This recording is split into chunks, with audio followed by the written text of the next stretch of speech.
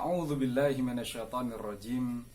Bismillahirrahmanirrahim. Alhamdulillahirabbil alamin. Wa bihi nasta'inu ala umurid dunya waddin. Assalamualaikum rekan-rekan sekalian yang berbahagia.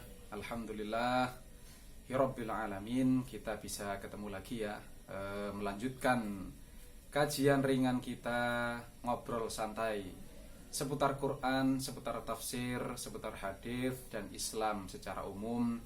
Mudah-mudahan kita semua, hidup kita, rizki kita, keluarga, teman-teman, sahabat, lingkungan, semuanya berkah, bermanfaat fid dunya wal akhirah. Amin ya rabbal alamin.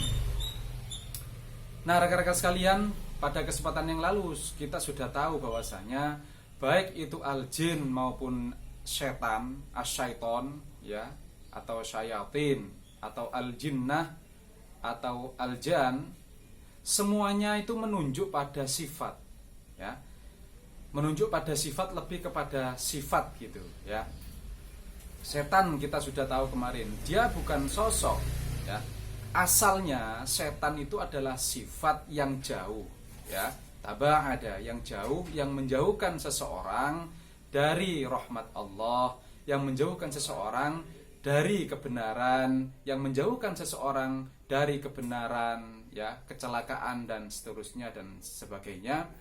Ketika kalaupun dia itu dimaksudkan pada sosok, itu maksudnya orang yang kesetanan. Jadi orang yang telah terjangkit sifat-sifat setan, sehingga dia sedang jauh dari rahmat Allah, jauh dari kebenaran dan jauh dari kebaikan-kebaikan. Sehingga perbuatannya itu merugikan dan mencelakakan dirinya sendiri ataupun orang lain dan lingkungan sekitarnya. Dia merugikan ya. Nah, rekan-rekan sekalian,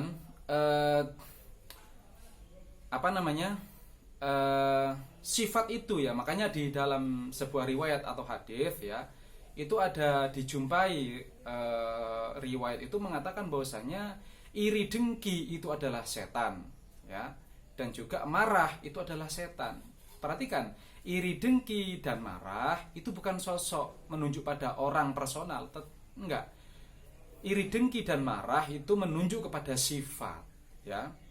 Pada saat itu orang sedang iri, orang sedang marah, berarti dia sedang terjangkit sifat setan itu. Tentu saja sifat iri dan marah itu tidak selalu misalkan 24 jam orang itu marah terus atau iri terus, enggak kan? Nah, itu lebih kepada sifat eksidensial atau sesekali ya. Tentu saja kalau dia sering dituruti, sering dilakukan ya, sering ditanggapi ya, maka sifat itulah yang dominan akhirnya ya. Misalkan sifat iri dengki. Lah kalau itu yang terus dilatih pada diri kita, ya itulah akan menjadi sifat gitu. Ya, karakter kita gitu. Begitu juga marah ya. Sebaliknya, kalau sifat-sifat baik ya, sifat-sifat benar, sifat-sifat yang mendekatkan pada rahmat Allah, itu yang terus kita latih, itu yang terus kita tanggapi, itu yang terus kita dominankan, maka itu yang menjadi karakteristik sebutan seseorang menjadi sifat baik itu. Ya. Jadi tidak mungkin orang itu 24 jam baik terus atau marah terus. Nah, jadi dia adalah sifat eksidensial yang masuk ke dalam diri manusia, yang itu tergantung ya, pilihan manusia itu masih dalam kendali orang itu. Kalau dia punya ilmu, maka dia segera menghandle dan mengkontrol ya, memilih sifat yang sedang ada pada dirinya. Mungkin kalau ketika sifat yang tidak baik itu masuk kepada dirinya, sedang ada dalam dirinya, kan terasa gitu, maka dia tahu sendiri, mungkin dia bisa zikir kepada Allah ya, ingat zikir itu ingat kepada Allah, kemudian atau istighfar di dalam hati gitu ya, menyadari oh ini ada sesuatu yang tidak beres dalam diri saya, kemudian dia mengganti itu dengan sifat-sifat yang baik gitu ya, berpositif thinking pada diri sendiri, lingkungan orang lain, kemudian misalkan berzikir dalam dirinya atau istighfar atau memuji Allah subhanallah, bersyukur, sabar dan lain seterusnya dan lain seterusnya. Jadi sekali lagi rekan-rekan sekalian, setan itu memang dia adalah sifat, kata sifat ya. Dia bukan menunjuk pada sosok. Kalaupun dia ditujukan kepada sosok atau seseorang, maksudnya itu orang itu telah dikuasai oleh sifat-sifat setan itu, sifat-sifat yang tidak baik itu ya. Jadi sekali lagi setan itu bukan apa ya, hantu yang seram kayak gitu-gitu, tidak itu ya. Jadi hantu yang seram itu kayak yang seram-seram gitu ya, itu nanti larinya ke dinamisme dan animisme.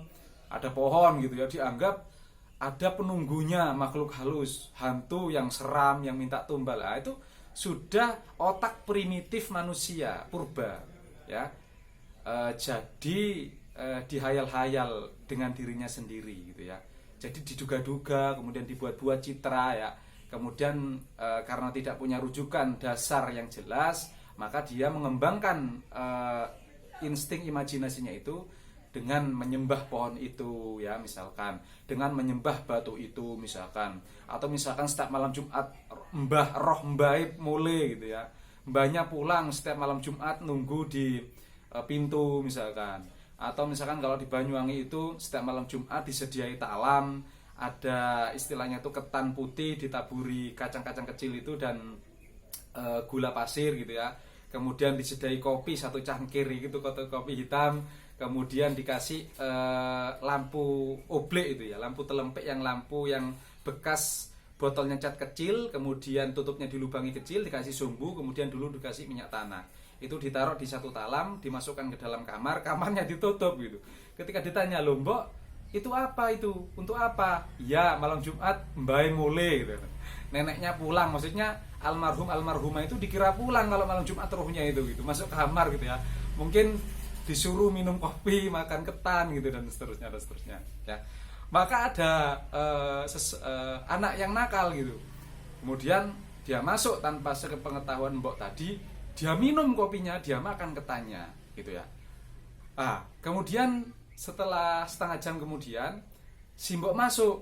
Loh, si mboknya bergumam, "Loh, ini kopinya kok habis ini, ketannya kok cuel ini." Tanya sama anak yang nakal tadi, Le, ini mana ini? Kok sisa ini? Kok berkurang ini?" Lalu dijawab sama anak kecil tadi, "Ya mbok, diminum mbae gitu. Dimakan neneknya tadi pulang sudah dimakan," gitu ya. Itu tentu saja ini adalah anekdot rekan-rekan sekalian ya. Nah, rekan-rekan sekalian, ada yang mengatakan bahwasanya setan itu katanya ya, setan itu terbuat dari api ya. Dengan berdasar pada surat 55, surat Ar-Rahman ayat 15 kemarin yang sudah kita kutip itu. Wa khalaqal janna mimma rijim minnar. Allah menciptakan jin itu mimma rijim minnar, dari api. Lah, tentu saja pendapat yang mengatakan bahwa setan terbuat dari api itu lemah gitu. Kenapa? Soalnya tidak ada di dalam Al-Quran yang mengatakan setan terbuat dari api, itu nggak ada itu ya. Kita nggak boleh mengarang-harang ya, kita nggak boleh membuat-buat soal metafisik ini. Sekali lagi, surat 6 ayat 50 Nabi mengatakan wala a'lamul ghaib. Nabi saja itu tidak tahu hal-hal metafisika ghaib itu. Nabi saja, akal Nabi itu menunggu wahyu Quran kalau berbicara tentang hal-hal ghaib, tentang Allah, tentang malaikat ya, tentang kehidupan setelah mati dan seterusnya dan sebagainya. Maka kita juga tidak boleh ngarang-ngarang itu, tidak boleh melebihi informasi Al-Quran. Oke, kembali lagi pada pendapat bahwasanya setan itu terbuat dari jin. Tentu saja ini lemah dan nggak berdasar. Kalau ada yang dikutip surat 55 ayat 15, jelas itu bukan setan yang terbuat dari api. Yang dibuat dari api oleh Allah itu adalah jin, bukan setan. Tidak ada satu ayat pun di dalam Al-Quran yang mengatakan Allah membuat setan dari api, itu nggak ada. Yang dibuat Allah dari api adalah jin ya. Itu rekan-rekan sekalian. Nah, berikutnya saya ingin menceritakan bahwasanya setan itu ya, ingat setan itu sekali lagi dia bukan sosok hantu seram dan sebagainya yang entah berantah itu ya. Kita buka di sini surat Al-An'am ayat 121 dulu ya, atau surat 2 surat Al-Baqarah ayat 14 dulu. Bahwasanya setan itu di sini menunjuk kepada manusia. Ingat, setan ini manusia artinya ya, bukan makhluk halus entah berantah. Surat 2 ayat atau surat 6 dulu, 121 ayat 121 saya bacakan ya. A'udzubillahi minasyaitonirrajim. Bismillahirrahmanirrahim. Wala ta'kulu mimma lam yuzkarismullahi alaihi wa innahu lafisqun wa innasyayatina layuhuna ila awliyaihim liyujadilukum wa inna ta'tumuhum innakum lamusyrikun ya. Dan janganlah kamu memakan dari daging hewan yang ketika disembelih tidak disebut nama Allah. Perbuatan itu benar-benar suatu kefasikan. Sesungguhnya setan-setan akan membisikkan kepada kawan-kawannya agar mereka membantah kamu. Dan jika kamu menuruti mereka, tentu kamu telah menjadi orang musyrik. Ingat, di sini setan di sini ya, redaksi wa inna syayatina layuhuna ila auliyaihim liujadilukum. Sesungguhnya setan-setan itu ya, kalau orang membawa kebenaran, Nabi Muhammad dan para sahabatnya membawa kebenaran itu, maka setan-setan orang-orang musyrik kafir Quraisy itu dia berusaha untuk membantah Nabi Muhammad tanpa ilmu tentu saja. Ya, orang yang lucu itu orang membantah tanpa ilmu itu lucu. Pokoknya modal suara keras, pede gitu ya. Tapi yang diomongkan itu kosong. Tong kosong seperti tong kosong nyaring bunyinya itu. Banter, keras-keras tapi nggak ada data dan fakta yang untuk membangun argumentasinya. Ya. Nah, di sini asyayatin di sini adalah orang maksudnya.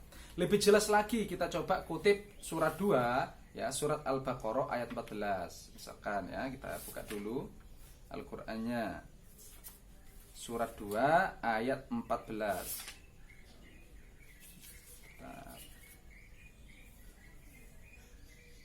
Nah, a'udzubillahi minasyaitonirrajim. Bismillahirrahmanirrahim. Wa idza laqul ladzina amanu qalu amanna wa idza khalau ila syayatinihim qalu inna ma'akum innama nahnu mustahzi'un. Wa idza laqul ladzina amanu qalu amanna. Ketika orang-orang yang beriman mengatakan beriman ya, maka qalu mereka itu orang-orang musyrik itu ya, aku beriman, kami beriman kata mereka. Jadi kalau mereka kumpul dengan Nabi dengan para sahabatnya ditanya, "Kamu beriman?" "Ya, beriman." Wa idza khalau ila syayatinihim, ketika mereka kembali kepada setan-setan mereka gitu ya. Jadi kelompok yang memusuhi Nabi di sini diartikan pemimpin-pemimpin kaum Quraisy itu. Dia munafik gitu ya. Ketika berkumpul dengan Nabi, ya kami beriman. Tapi ketika kembali mereka kepada setan-setan mereka, yakni pemimpin-pemimpin kafir Quraisy itu, mereka mengatakan inna nahnu mustahzi'un. Qalu inna ma'akum, kami bersama kamu. Wa inna ma nahnu mustahzi'un, kami mengolok-olok aja gitu ya. Jadi syayatinihim, setan di sini, yang disebut setan di sini adalah apa namanya? Orang-orang ya. Setan-setan di sini itu ya komplotan-komplotan orang kafir Quraisy itu. Ketika mereka berkumpul dia mengatakan, "Nggih, kita beriman, ya beriman." Ketika mereka kembali kepada setan-setan mereka, yakni orang pemimpin-pemimpin kafir mereka, mereka mengatakan, "Enggak, aku cuma ngolok-olok Muhammad aja gitu, ngolok-olok orang mukminin aja." Jadi rekan-rekan sekalian, jin di situ memang kalau menunjuk kepada orang yaitu setan. Kenapa mereka disebut setan itu?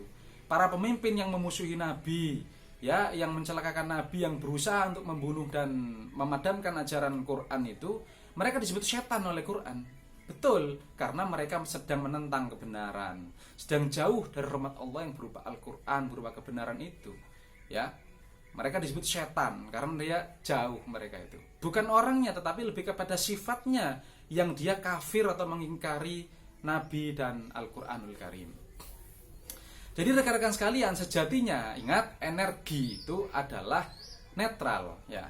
Tetapi ketika energi itu diimplementasikan oleh orang, ketika dia diimplementasikan atau diterapkan kepada sesuatu kebaikan yang bermanfaat, maka dia menjadi barokah ya. Api misalkan kalau digunakan masak ya, digunakan yang bermanfaat, dia akan bermanfaat. Tetapi ketika diarahkan pada sesuatu yang bukan tempatnya, dia bisa membakar ya, mencelakakan, merenggut nyawa orang. Jadi energi potensial itu tergantung pilihan seseorang. Ya, ketika dia diarahkan pada suatu keburukan, menentang kebenaran, jauh dari rahmat Allah, dia menjadi setan gitu ya. Dia menjadi setan dan mencelakakan orang gitu ya, membawa kerugian. Jadi itu rekan-rekan sekalian yang ingin saya ceritakan pada kali ini. Terima kasih atas segala perhatian, mudah-mudahan ada manfaatnya. Wa akhiru da'wahum anil hamdulillahi rabbil alamin. Assalamualaikum warahmatullahi wabarakatuh.